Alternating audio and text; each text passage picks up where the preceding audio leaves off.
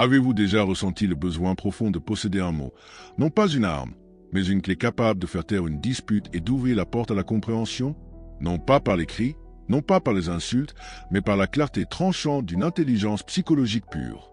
Imaginez que, au cœur d'une confrontation, la tension soit palpable et qu'alors, d'une simple phrase, vous n'attaquiez pas, mais éclairiez l'autre. L'agressivité se dissipe et son regard sur vous change, contraint de se confronter non pas à vous, mais à lui-même.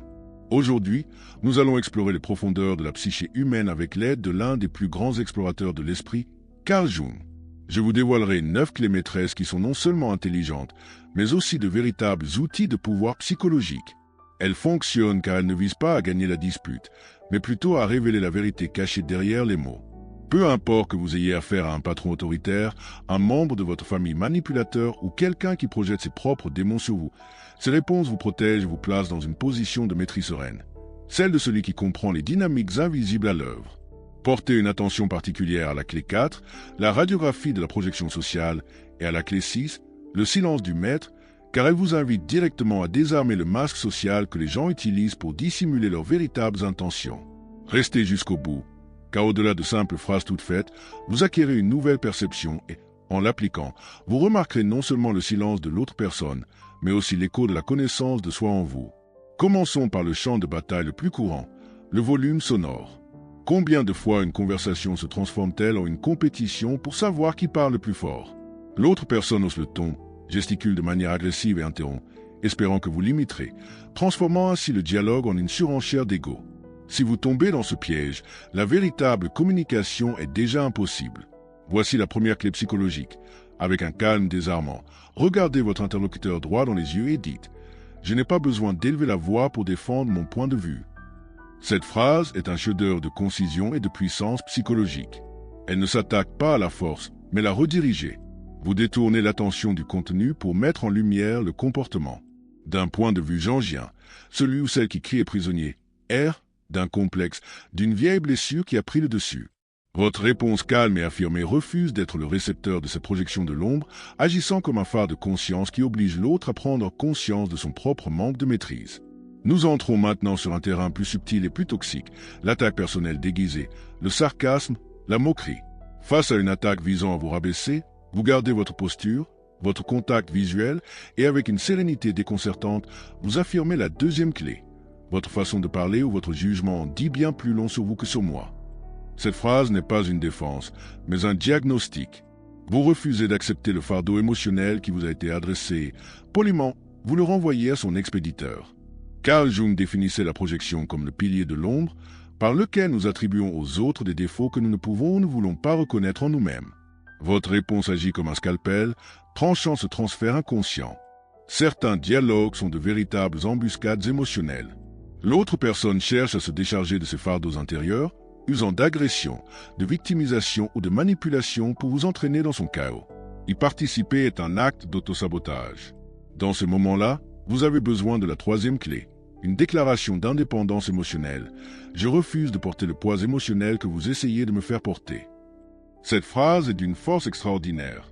C'est le retour conscient de la responsabilité, établissant une limite cruciale dans le processus d'individuation, le chemin vers l'épanouissement en tant qu'individu psychologiquement distinct. Vous renoncez au rôle de bouc émissaire. Nombre de nos discussions sont des mises en scène, des batailles menées autour de sujets futiles qui ne servent que de prétexte à des conflits latents. Lorsque vous sentez que la conversation tourne en rond, chargée d'une tension disproportionnée, faites une pause et demandez, avec la force de la quatrième clé psychologique, levons les masques un instant, que se passe-t-il réellement? Cette question est un véritable séisme psychologique. Sa force réside dans le fait de nommer directement le concept jungien de la personne, le masque social. Vous invitez l'autre à abandonner son rôle et à se rencontrer dans un espace de vérité, forçant ainsi les motivations cachées, le sentiment d'irrespect, la peur de la perte, l'envie à se manifester au grand jour. Nous arrivons à l'attaque contre votre essence, au jugement porté sur vos choix de vie, souvent par des proches qui, derrière un masque de bonnes intentions, tentent de vous modeler. Céder à cette pression, c'est livrer les clés de votre âme. À cet instant précis, lorsque votre propre chemin est remis en question, la réponse ne doit pas être la défense, mais l'affirmation.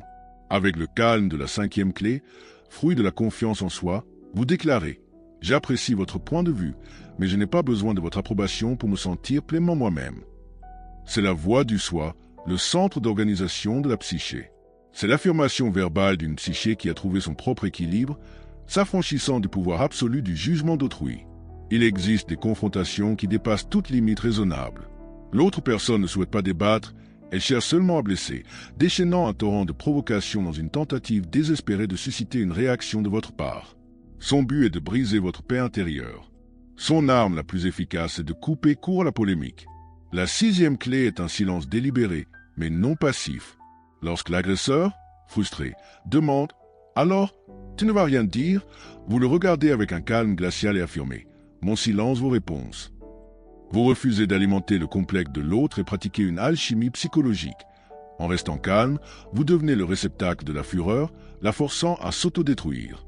Il existe une forme d'attaque qui utilise la simplification et l'étiquetage. Tu es capitaliste, c'est une pensée typique de ta génération.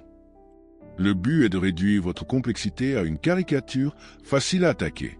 Pour échapper à cette prison intellectuelle, votre réponse doit détruire l'étiquette avec la clarté affirmative de la 7e clé.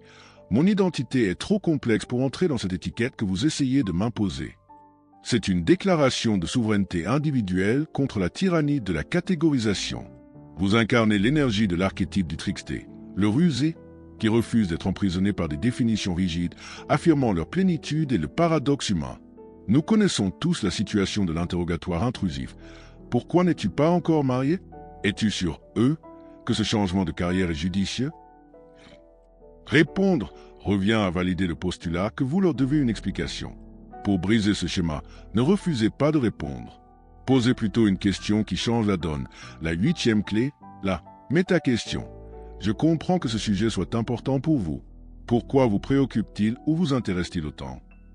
Cette question est d'une efficacité redoutable. Vous détournez l'attention de vous-même pour la porter sur la source de l'énergie émotionnelle de l'autre personne, révélant ainsi ses complexes. Son inquiétude intense est presque toujours la projection de ses propres angoisses ou de vies inachevées. Enfin, la forme d'attaque la plus paralysante, l'arme du temps. Tu as toujours été comme ça, tu ne changeras jamais. Cette tactique vise à vous pétrifier, à nier votre capacité d'évolution. Face à cette nécromancie psychologique, votre réponse doit être une déclaration de mouvement et de vie. La 9e clé. Je respecte votre mémoire du passé, mais je vous demande de vous adresser à la personne que je suis aujourd'hui. Cette phrase est une affirmation radicale du principe le plus fondamental de la psyché, la transformation. Vous refusez d'être enchaîné aux fantômes du passé, affirmant que votre cheminement vers l'individuation est réel et que la personne réelle, en évolution, qui se trouve devant vous est la seule à avoir une voix. Si l'on considère ces 9 clés superficiellement, elles peuvent sembler de simples tactiques de communication pour remporter des disputes. Et oui, elles réduiront certainement beaucoup de personnes au silence. Mais le véritable but de ces réponses n'est pas de contrôler autrui.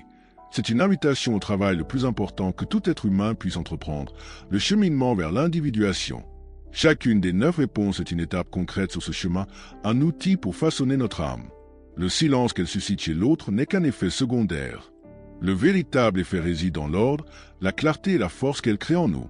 En psychologie des profondeurs, le conflit est un messager. L'agresseur, inconsciemment, nous offre un cadeau, éclairant une partie de notre monde intérieur qui requiert notre attention. C'est là que se cache le trésor. Le chemin vers la souveraineté psychologique est parfois solitaire, mais c'est le seul qui nous mène à notre version la plus aboutie. Si vous êtes arrivé jusqu'ici, je tiens à vous exprimer ma profonde gratitude pour votre engagement dans ce travail intérieur. Le fait que vous ayez consacré du temps à intégrer ces 9 clés prouve que vous êtes le gardien conscient de votre propre psyché. Et si vous souhaitez continuer à recevoir et à maîtriser un contenu qui transforme votre état d'esprit et amplifie votre communication et votre connaissance de vous-même, cliquez dès maintenant sur le bouton d'inscription. Rejoignez notre communauté d'explorateurs de l'esprit et assurez-vous de toujours garder une longueur d'avance sur votre chemin d'individuation. Inscrivez-vous et découvrons ensemble les prochains secrets de la psychologie des profondeurs.